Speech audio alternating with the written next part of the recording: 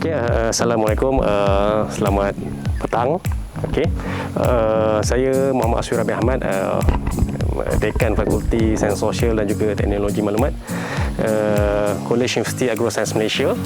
So pada hari ini saya akan memberi sedikit tutorial lah bagaimana kita ingin membuat sistem fertigasi, okay? Skala kecil lebih kurang dalam 500 ke 1000 polybag. So jadi hari ini tutorial kita saya akan ajarkan ataupun memberi sedikit perkongsian berkenaan macam mana kita nak set up pemasangan sistem tangki. Yang kedua, macam mana kita nak siapkan pengairan di plot, dan seterusnya macam mana proses penanaman lah. So jadi untuk yang pertamanya adalah sistem tangki. Tangki kalau kita nak bermula dengan 500 polybag ataupun 1000 polybag, saya gunakan tangki sekurang-kurangnya 500 gallon lah. Maksudnya kalau tangki 500 gallon ni kita tak perlu nak tambah air selalu dan sebagainya. Sebab apa? Untuk 500 gallon ni dia boleh menampung sekurang-kurangnya 4 ataupun ke 5 hari lah. Okey, tangki. Yang kedua, kalau kita nak buat sistem untuk 500 polybag, kita akan gunakan pump yang berkapasiti 0.5 horsepower. Okey, and then fitting ni adalah semua 25 mm lah. Okey. So antara fittingnya kita gunakan PVC pipe ataupun poly pipe. Kat sini saya tunjukkan contoh kita gunakan PVC pipe, and then fitting-fittingnya seperti T, and then kita ada valve, kita ada filter penapis air. Filter ni peranan dia sebagai penapis air lah. Jika ada kotoran dalam tangki kita sebelum dia pergi ke plot, filter ni akan menapislah segala kotoran terlebih dahulu. So jadi saya akan tunjukkan demonstration lah pemasangannya.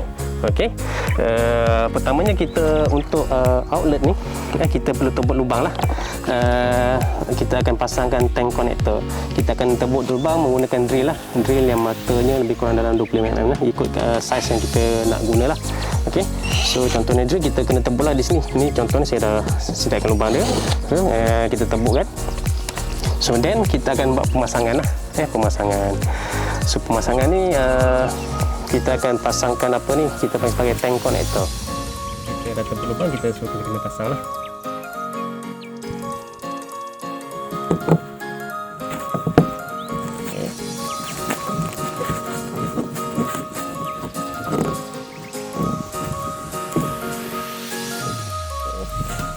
Kita rebahkan dulu.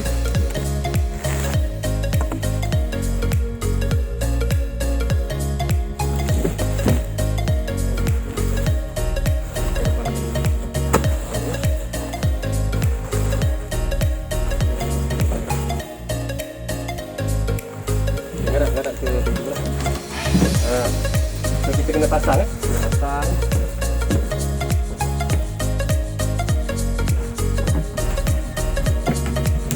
Pasang tu bagikan dia cermat lah, supaya tidak berlaku leaking air lah.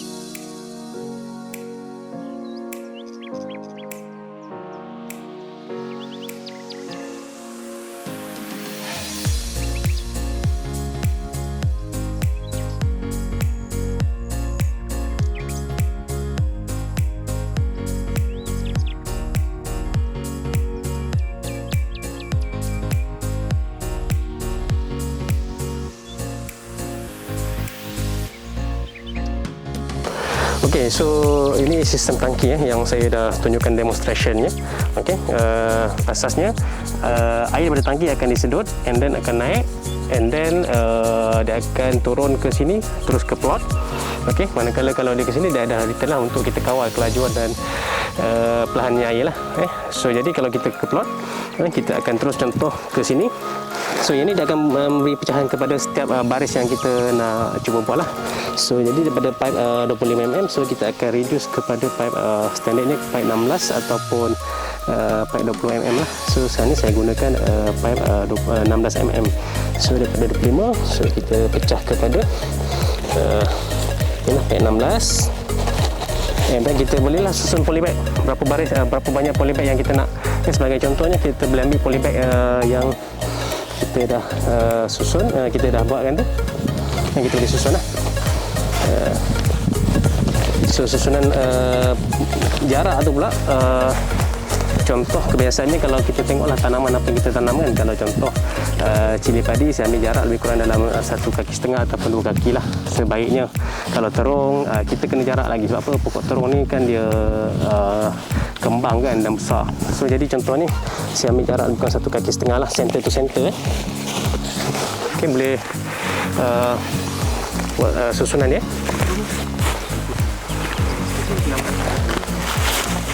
Buat susunan ikut yang saya dah main tadi. Okey. So daripada pipe yang kecil ni, pipe 16 ni, kita akan memberi siraman kepada tanaman kita dengan menggunakan microtube lah. Microtube yang saiznya 1mm. Saya tunjukkan contohnya. Mana mikro ni?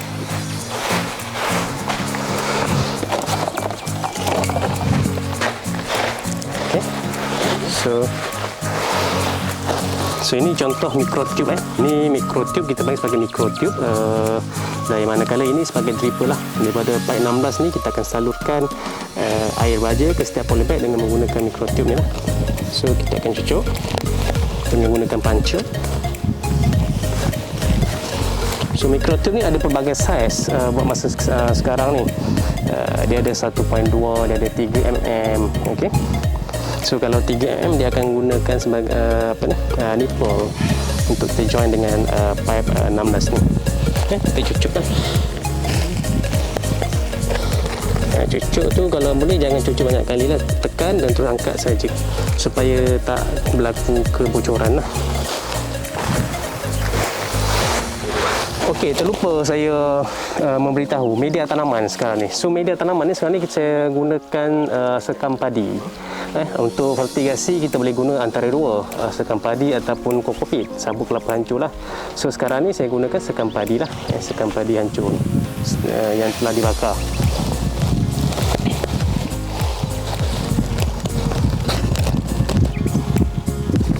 Okey. Okey, boleh tolong cucuk.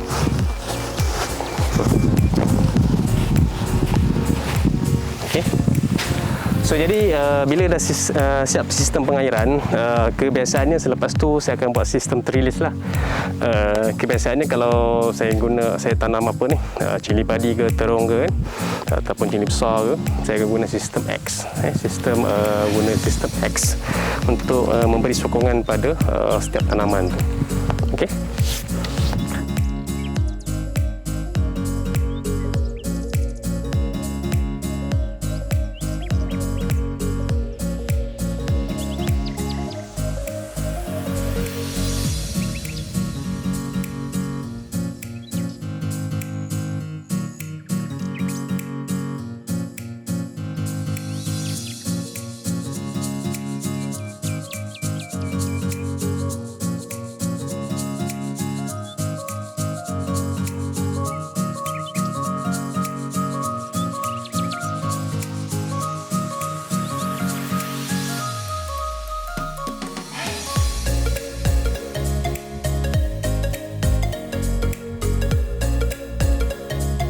Okey, untuk trellis ini sistem sokongan saya gunakan sistem X. Dia ada banyak cara lah. Saya lebih prefer cara X ni sebab apa?